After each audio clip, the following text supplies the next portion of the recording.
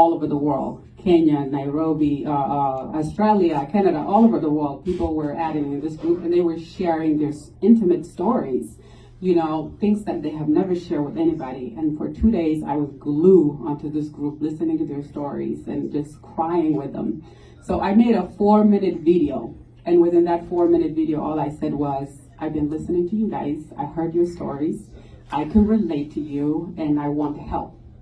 So I went to Brooke Army Medical Center where I was working as a nurse and also being helped through mental health counseling. I talked to my providers and I said, I have a group of young women that can use mental health counseling. And they agreed to help. So we came on social media, and this is when COVID just first started. So we started providing mental health counseling through social media in this group only. So we would go in and talk about rapes, what is informed consent, how do you get help if you have been raped, and things like that, or how to even prevent it.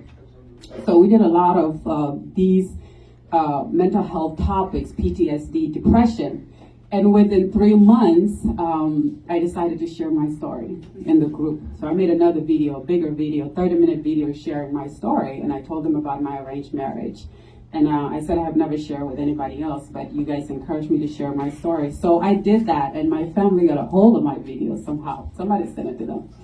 And my dad, I called my dad, and I told him, yes, I shared my story for the first time. And he said, Nyajuok, this has been over 20 years, and you need to let it go.